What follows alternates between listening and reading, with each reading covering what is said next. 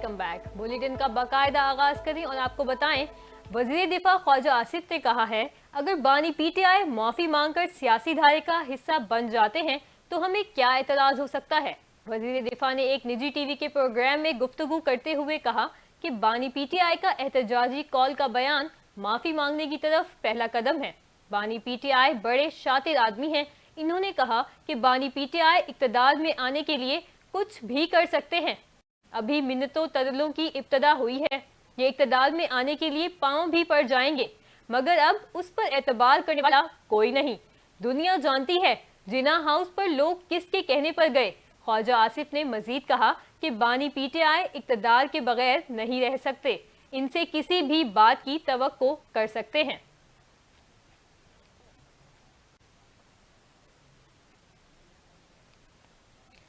पाकिस्तान तहरीक इंसाफ ने कौमी और सूबाई असम्बली की मखसूस नशिस्तों के लिए 35 खवातीन के नामों की फहरिस्तें तैयार कर ली। कौमी असम्बली में खवातीन की मखसूस नशिस्तों के लिए तहरीक इंसाफ ने 14 नाम फाइनल कर लिए हैं।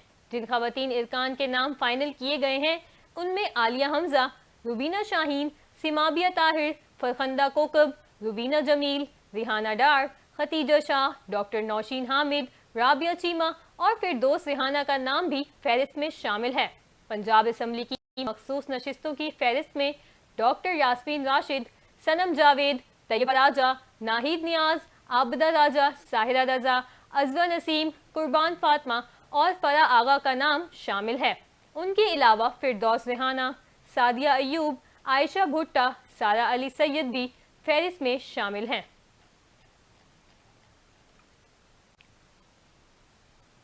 वजीर आला पंजाब मरियम नवाज से जर्मनी के सफीर अल्फ्रेड ग्रेनास ने मुलाकात की।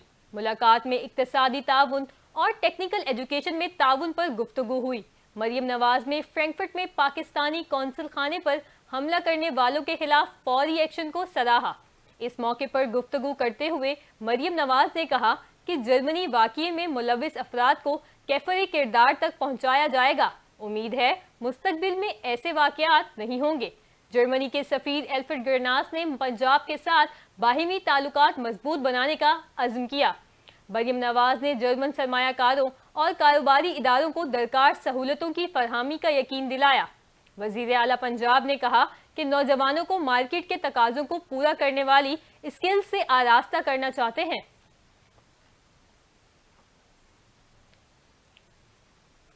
गवर्नर खैबर पख्तूनख्वा फैसल करीम कुंडी ने कहा है कि विफाक की जानिब से अली अमीन गंडापुर को जो कहा जाता है वो करते हैं।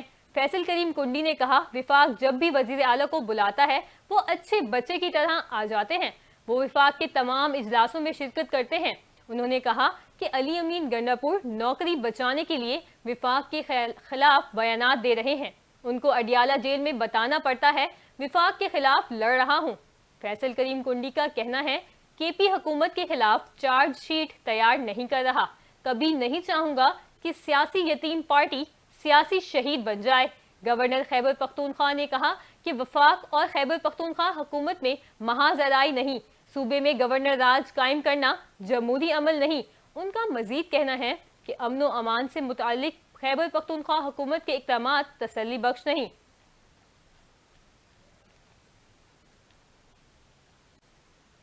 पीपल्स बस रूट नंबर 12 में तोसी कर दी गई। डेप्यूटी मेयर कराची सलमान अब्दुल्ला मुराद ने रूट का इफ्तिताह किया।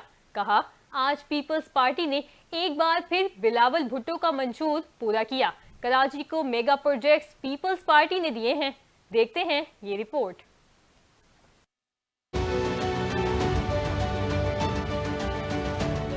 पीपल्स बस सर्विस के रूट नंबर 12 में तोसी। रूट नंबर 12 पहले कोकरापार से सदर लकी स्टार तक चलाई जा रही थी। रूट नंबर 12 में तोसी के बाद ये मेमनकोट, कोकरापार, कायदाबाद, लांडी, कुरंगी, एफटीसी के रास्ते सदर लकी स्टार तक चलाई जाएगी। जबकि रूट नंबर 12 का किराया ताहाल 50 रुपए है, लेकिन 100 रुपए भी हो सकता है। रूट नंबर 12 पर 12 किलोमीटर की 22 बसें चलाई जा रही है। Pakistan Peoples Party chairman Bilawal Bhutto Zardari साहब ने जो चुनो नई सोच को उसको पाए तकमील पर पहुंचाने के लिए मलीर की आवाम के लिए आज तीसरे रूट का इफ्तिताह किया जा रहा है। ये सोच पाकिस्तान पीपल्स पार्टी की है, जिन्होंने इस शहर में पाकिस्तान पीपल्स पार्टी ने बिला तफरीक बिला लिसान अवाम की खिदमत पर यकीन रखती है। मेमन गोड पीपल्स बस रूट नंबर की 12 की तोसी के तकरीब में डिप्टी मेयर सलमान अब्दुल्ला मुराद, रुकने असेंबली साजिद जोकियो, जिला मरीर के सदर अब्दुल रज़ाक ने शिरकत की।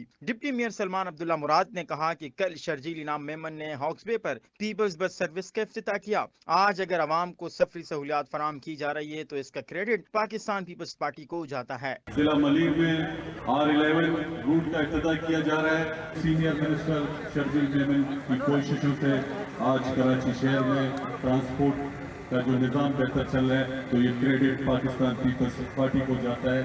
रुकने सिंध असेंबली साजिद जोकी और पीपल्स पार्टी के जिला मलीर के सदर अब्दुल रज़ाक ने कहा कि हमने मिनिस्टर साहब से दरखास्त की थी कि गोट में भी पीपल्स बस सर्विस लाई जाए, जिस पर हम उनका शुक्रिया अदा करते हैं। आगे बढ़े और आपको बताएं कि कराची में सुबह सवेरे बूंदाबांदी और बारिश, शहर का मौसम खुशगवार हो गया। सयाह बादलों के डेरे, समुद्री हवाएं चलने लगी। शहर में कहीं हल्की तो कहीं तेज बारिश ने मौसम खुशगवार कर दिया। महकमा मौसमियात के मुताबिक आइंदा 24 घंटों के दौरान शहर का मतला जुज़वी अबर आलूद रहने का इम्कान है, जबकि शाम या रात में बूंदाबांदी और हल्की बारिश हो सकती है। महकमा मौसमियात ने बताया कि शहर का कम से कम दर्जा हरारत 30 डिग्री सेंटीग्रेड रिकॉर्ड किया गया है और आइंदा 24 घंटों में ज़्यादा से ज़्यादा दर्जा हरारत 33 से 35 डिग्री सेंटीग्रेड तक रहने का इम्कान है।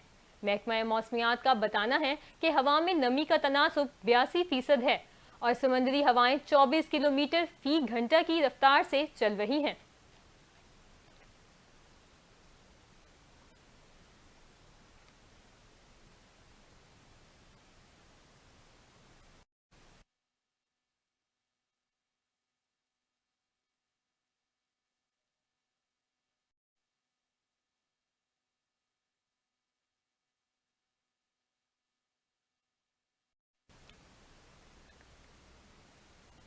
और अब आपको बराह रास्त लिए चलेंगे। वज़ीर आला सिंध मुराद अली शाह तकरीब से खिताब कर रहे हैं। भुगत रहे थे, उसका जो नुकसान था वो हमारे शहीद बेनज़ीराबाद के लोग, सांगड़ के लोग, उमरकोट के लोग, मीरपुर खास के लोग, जहाँ तक के थरपार तक के लोग, और ख़ास तौर पे जो 2011, 2012, 2020 और आखिर में 2022 का मेगा फ्लड आया, तो सारे इलाके के लोगों की यही डिमांड थी कि हुकूमत को ये जो गलतियां हुई हैं उनको दुरुस्त करना चाहिए। उस वक्त चेयरमैन बिलावल भुट्टो जरदारी साहब, मुझे 2020 तो याद है, वो खुद यहाँ मीरपुर खास में आके ठहरे थे। उन्होंने बदीन के भी कई चक्कर लगाए, 2022 में भी आए। 2022 में वो वफाकी वजीर खारजा बन गए थे। उसके बावजूद उन्होंने, जब सिंध के लोग तकलीफ में थे, तो अपनी सारी मसरूफियात ख़त्म करके यहाँ आप लोगों के पास सिंध में रहे और उन्होंने आप ही की डिमांड पे मुझे कहा, जाम खान शोरो साहब को कहा कि मुझे इस चीज़ का हल चाहिए। मैं जाम खान शोरो और इरिगेशन डिपार्टमेंट को मुबारकबाद देता हूँ कि उन्होंने एक कम वक्त में हल निकाल के दिया। और वो हल, आप सोच सकते हैं, ये इस मुल्क में कहते हैं ना कि जी काम कहते तो होता नहीं है। ये 2022 का फ्लड कब खत्म हुआ था? दिसंबर तक तो यहाँ पानी था, दिसंबर 2022 तक। हम आज जुलाई 2024 में 1.5 साल भी नहीं हुआ, उसकी प्लानिंग भी की। और आज जो हमने इफ्तिताह किया है एक रेगुलेटर का, जो कि जब एलबीओडी में पानी ज्यादा आ जाता है तो जो पुराना शकूर ढन तक ले जाने वाला एक पंगरियो ढोरा था, उसको बंद कर दिया था। उधर एक रेगुलेटर बनाया है, वहां से लेके आगे तक उस ड्रेन को मुकम्मल किया है। फिर पंगरियों ढोरों को एक्टिवेट करने के लिए एक स्लूइस, एक अंडरपास बनाया है 2500 क्यूसेक का, 4000 क्यूसेक का रेगुलेटर है। इससे होगा क्या? इससे इंशाअल्लाह ताला, जैसे जाम खान शोरो ने बताया आपको और बाब लुत्फुल्लाह ने भी बताया कि हमारे ऊपर बहुत प्रेशर था कि यहाँ से एलबीओडी को ब्रीच करें ताकि ऊपर जो लोग हैं उनको रिलीफ मिले। हमने बड़ा, किसी को रिलीफ देने में कोई इतराज नहीं है, लेकिन हमने देखा कि वहां तो डूबा हुआ है, वहां तो डूबा हुआ है। हमने क्या किसी और को रिलीफ देने के लिए किसी और इलाके को डुबाना है? हमने कहा नहीं, ऐसा नहीं होगा, लेकिन इसका परमानेंट सॉल्यूशन एक हमें ढूंढना पड़ेगा और उसी सिलसिले में ये रेगुलेटर बना है। इसके अलावा जो हाकड़ों का कोर्स है, सांगड़ से लेके उमरकोट और फिर इसी जगह तक एक ड्रेन बनाई जा रही है, एक और अंडरपास बनाया जा रहा है ताकि उस ड्रेन को कनेक्ट किया जाए। और इंशाल्लाह ताला ये इरिगेशन वालों ने कहा है कि अगले साल तक ये सारे प्रोजेक्ट कंप्लीट होंगे और इंशाल्लाह ताला जो ये दिहाइयों से प्रॉब्लम था वो आपकी पीपल्स पार्टी की हुकूमत, वो सदर आसिफ अली जरदारी की हुकूमत, वो चेयरमैन बिलावल भुट्टो जरदारी की हुकूमत मुकम्मल करेगी। और इधर आज मैं आया हूं, लोग हमसे सवाल करते हैं, आप लोगों ने, खास तौर पे सिंध के लोगों ने, पाकिस्तान पीपल्स पार्टी को जब से बनी है 1970 से, यहां से तो शहीद जुल्फिकार अली भुट्टो खुद इलेक्शन लड़े और जीत के गए थे आपके वोटों से। बदीन के लोगों ने हमेशा पीपल्स पार्टी का साथ दिया है। इस दफे तो थरपारकर भी हमने पूरा स्वीप किया है। इसकी वजह यह है कि हमारी लीडरशिप, चाहे वो चेयरमैन साहब हो, सदर जरदारी साहब हो, मेरी बहन फरियाल टालपुर साहिबा हो, वो हर वक्त हुकूमत, वजीर आला तो मुझे बनाए, मेरे साथ वजीर भी बैठे जाम खान, जैसे जाम खान ने बताया कि 24 घंटे हमें कहते हैं कि इन लोगों का ख्याल करना है। ये लोग जो हैं, इनसे वादा शहीद जुल्फिकार अली भुट्टो ने, शहीद मोहतरमा बेनजीर भुट्टो ने किया था, आपने इनकी खिदमत करनी है। तो मैं कुछ चंद जो इधर हमने काम किए उनके बारे में आपके तवज्जुह से सबको बताना चाहता हूं। यहाँ पे पानी का सबसे बड़ा मसला होता है। हम हमेशा सुनते हैं कि बदीन में पानी नहीं है, वाकई बदीन तेल पे है। बदीन में बहुत मसले थे पानी के। सदर साहब ने इसको एहसास देखते हुए उन्होंने कहा कि जी मेरे कनाल्स को लाइन करो, और यहाँ पे बदीन में शादी वाह, पादर माइनर, गुनी वाह और सुल्तानी वाह, ये लाइन हुए, वह लाइन हुए कि नहीं हुए? और इससे आप देखें कि आबादी में इजाफा हुआ है, लेकिन हमने वहां खत्म नहीं किया। इस वक्त जैसे मैं बात कर रहा हूं, हमारी अगले साल की स्कीमों में अली वाह की लाइनिंग, बहादुर वाह की लाइनिंग, राज वाह की लाइनिंग और गंजबर वाह की शाख की लाइनिंग चल रही है। उसके अलावा एक बड़ा मसला है अकरम वाह का। अकरम वाह की टेल में मसला होता है। जाम खान शोरो साहब बैठे हैं, उन्होंने स्कीम बनाई हुई है और इंशाल्लाह ताला उस अकरम वाह की लाइनिंग और उसका पानी टेल तक पहुंचाने के लिए हमारी लीडरशिप की हिदायत है कि इसको जरूर जल्द पूरा किया जाए। इसके अलावा और जो नए लाइनिंग के लिए हम स्कीम्स ला रहे हैं, उसमें काजिया वाह, कामारो शाख और शादीवाल लॉज, इन शाखों पे भी काम चल रहा है।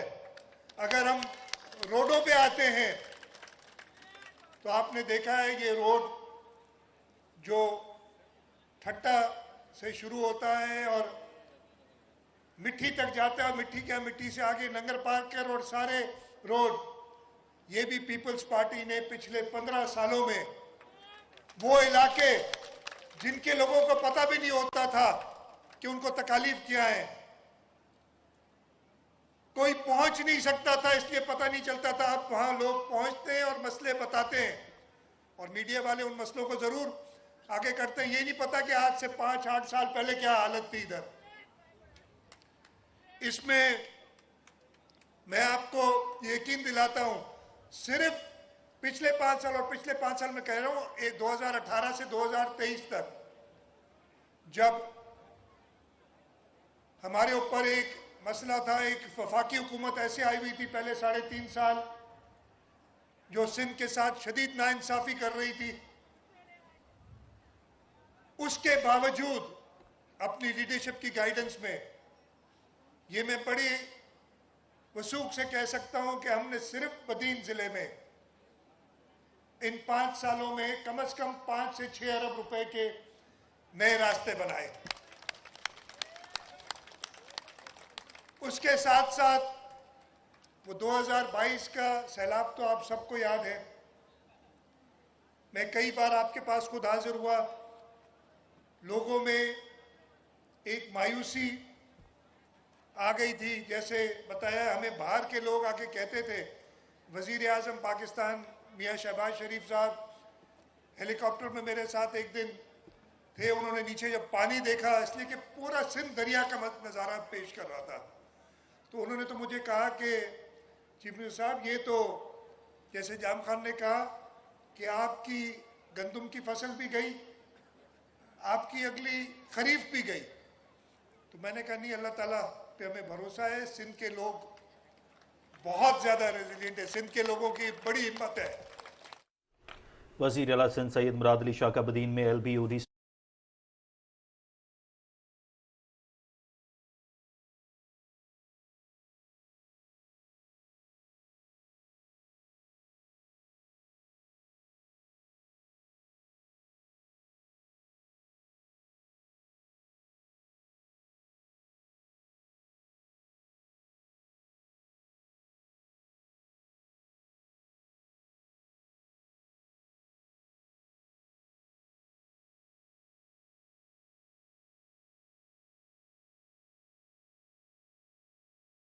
और इस वक्त वज़ीर आला सिंध बदीन में मंसूबे का इफ्तिताह कर रहे थे। इस मौके पर उनका कहना था कि LBOD 1980 की दिहाई का मंसूबा था, जिसे वापडा ने तामीर किया था। निकासी के पुराने रास्तों की बहाली मीरपुर खास नवाबशाह के अवाम का देरीना मुतालबा थी। अब मीरपुर खास, बदीन, सांगड़, नवाबशाह की ज़मीनें सैलाब में नहीं डूबेंगी।